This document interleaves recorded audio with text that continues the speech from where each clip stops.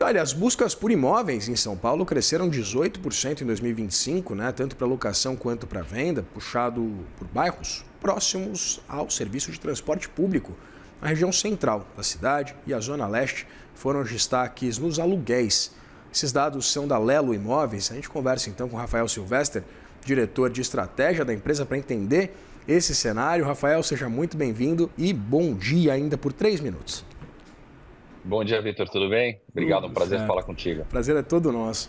Rafael, eu queria entender, a gente trouxe aqui exatamente essa perspectiva tanto para locação quanto para venda. Eu queria entender exatamente o que explica o mercado aquecido, né, com esse incremento de 18% dessas vendas e locações de imóveis em 2025, com um cenário macro desafiador, principalmente quando a gente fala de financiamento, né? Eu queria entender exatamente essa correlação entre Selic elevada e principalmente a compra de imóveis. E, evidentemente, se há outras ferramentas, né, se os consumidores estão buscando, por exemplo, consórcios para tentar mitigar o impacto desse juro alto. Perfeito, perfeito. Bom, o juros alto, ele atrapalha, né? Ele não tira a intenção da compra, é a busca da compra. O que geralmente ele faz é estender esse processo, ele fica mais longo e mais difícil, né? Ainda mais pelo crédito não facilitado, pelos juros muito altos, né? Então, a gente continua com uma busca muito interessante, porque o mercado tem essa movimentação. Claro que a alta maior é da locação, pelo motivo óbvio dos juros altos, né? Ele incentiva muito mais a locação, até para aquelas faixas que não conseguem adquirir um crédito caro. Mas o movimento de vendas ele continua mais lento, né? Mais demorado, mas essa alta ela se segue madura, né? Claro que com a tendência agora, né? Com o mercado falando de uma Selic menor nos próximos meses, isso ajuda a acelerar um pouco mais, a facilitar o crédito, ao barateamento do crédito. Rafael, pensando no mercado, né, de aluguel, a gente tem uma queda no IGPM, né, de 1,05%. Eu queria entender exatamente se isso tem uma correlação também com esse incremento no número de aluguéis, né? Geralmente não muito, por quê? Porque a gente olha muito o IGPM ou as taxas de atualização de contrato, ela está muito mais ligada ao contrato já vigente do que à valorização do imóvel no início, né? Então, quando a gente olha o IGPM, a gente está olhando muito mais daquela carteira ativa, né? Aquele contrato que está vigente. Quando isso tem uma crescente muito alta, ela pode ter um estímulo à baixa da procura. Por quê? Porque as pessoas não trocam de imóvel, porque tem um risco muito grande de não conseguir continuar com o compromisso do aluguel e tem que buscar uma segunda opção. Agora, a valorização do imóvel na cidade de São Paulo, o imóvel sempre valoriza, né? São Paulo, nos principais bairros, tem sempre uma crescente de valorização do aluguel. Isso tem uma tendência aí a ser maior durante este ano, né? Implicada por vários motivos, né? Um deles pode ser até a reforma tributária, pode impactar aí uma alta do aluguel também futuramente. Rafael, eu queria entender exatamente essa sensibilidade, né? A gente está falando, por exemplo, da região central da cidade, com imóveis mais valorizados.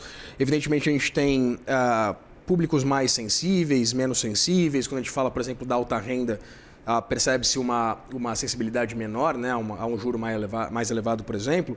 E aí eu queria entender exatamente você falou sobre essa decisão, né? Que talvez o juro alto ele não impeça uma compra, uma aquisição de um imóvel, mas talvez protele ela ou estique exatamente esses financiamentos. E eu queria entender exatamente essa sensibilidade, principalmente pensando naqueles que compram imóveis para investir ou, dado aquele momento de vida, né?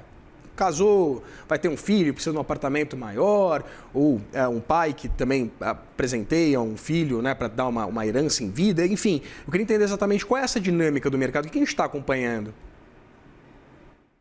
O nosso mercado é sempre feito por oportunidades, né, e por momentos. Então, quando você tem uma alta de juros, ela é boa também para investimento, até porque você compra com um bom preço, um preço melhor e consegue botar esse imóvel para locação. E a locação em alta estimula isso, né? Então, o mercado sempre vai transacionar desses dois lados. Eu falo que o mercado imobiliário é um mercado de sempre oportunidade, né? Os juros altos ele vai te influenciar a locação precisa do proprietário que compra esse imóvel, tem esse imóvel disponível, porque tem uma alta demanda sempre para locação, então também estimula isso por questões de investimento.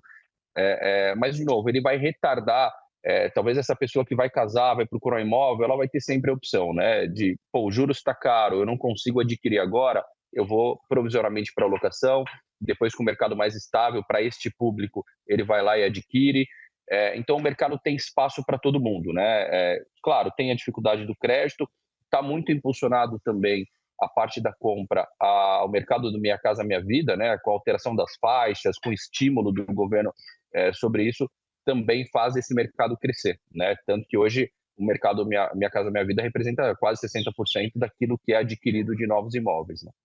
Interessante esse ponto. Eu queria entender, Rafael, como essas mudanças anunciadas pelo governo Lula, inclusive a concessão de novas linhas de crédito, devem impactar o setor, ou já impactaram, né, pelo menos nesse curto prazo, desses novas modalidades de crédito imobiliário já na praça. Eu queria entender quais são as perspectivas do setor. A perspectiva é de crescimento. Claro que o estímulo ao crédito ele é fundamental, né? Ainda mais para essa classe. Só que a outra dificuldade é ter o crédito, né? O valor disponível. Então, são duas combinações. Você estimular, oferecer um crédito mais facilitado, mas também ter esse dinheiro disponível para essa liberação e esse mercado, né? E do outro lado tem os fatores macroeconômicos, né? De emprego, renda, que isso influencia muito, né? Porque a gente pode ter crédito, pode ter incentivo, mas se você não tem alta do emprego ou baixa do emprego, você tem um problema aí de viabilidade depois. Mas a perspectiva é muito positiva, de novo, o incentivo para esse mercado está muito atraente. O incentivo até para a classe média ele ficou atraente, porque as faixas para a classe média aumentaram do financiamento, né? Está indo de 1,5 milhão para 2 milhões. Então, isso também vai estimular e a taxa dos juros leva isso para uma alta muito maior, né? Então, a gente tem uma boa perspectiva para este ano e o ano que vem no crescimento do mercado. São essas preferências dos consumidores, Rafael? Tratam-se de lançamentos, tratam-se de prédios mais velhos, até porque, mais antigos, velhos é feio, né? Mais antigos, até porque, se a gente parar para analisar, aí é uma questão puramente de observação. A gente vê, pelo menos o centro, né? A região central aqui da cidade é um canteiro de obras, né? A gente tem visto essa verticalização bastante ostensiva nos bairros mais próximos aqui ao centro de São Paulo.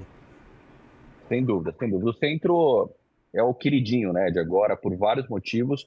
Ele tem grandes movimentos de retrofit, de grandes empreendimentos. Isso está trazendo uma nova vida ao centro, né? O centro passou por um trabalho, até do trabalho do governo, né, para deixar mais seguro, o movimento todo que foi feito no centro. Então, é um dos bairros que vai mais crescer nos próximos anos, com lançamentos e com retrofit, né? O mercado de retrofit ele cresce ano após ano, né? Então, pô, é muito legal para quem gosta do estilo de vida do centro, né? E eu costumo falar que o mercado hoje ele procura três coisas essenciais, né? Que é acesso, viabilidade e qualidade de vida, né? Então esses três para todo o mercado todo mundo está olhando. O acesso é a história do metrô, proximidade, chegar mais fácil, chegar mais simples, né? São Paulo é a cidade do trânsito. Acessibilidade é muito juros, né? Se os juros está permitido viabilizar, ele vai estimular, e qualidade de vida, porque hoje um dos itens mais buscados, que não era na construção tão importante, que eram as academias, né? Geralmente aquela academia pequenininha, tinha uma esteira e um aparelho, isso mudou, né? Os prédios estão crescendo esta área, porque este mercado de wellness, ele também está estimulando, né? Indiretamente ele estimula o mercado de construção, de empreendimento. E aquele apartamento que você falou que é o velho, mais antigo, ele também é interessante, né? Porque a planta desses apartamentos são totalmente diferentes. Mais amplas, um quesito interessante para a família, e você acha muita oportunidade no mercado, né? Tem muita gente trocando, né, o grande pelo pequeno, mas tem muita gente querendo sair do pequeno para o grande. Então, o mercado tá super interessante aí, movimentado, e a gente vai atrás dos desafios, né, para sempre reinventar e achar uma forma de fazer esse negócio acontecer. Conversei com o Rafael Silvestre, diretor de estratégia da Lelo Imóveis. Rafael, muito obrigado pela disponibilidade de conversar com a gente. Eu que agradeço, Vitor. Foi um prazer falar com vocês. Prazer foi nosso. Abração.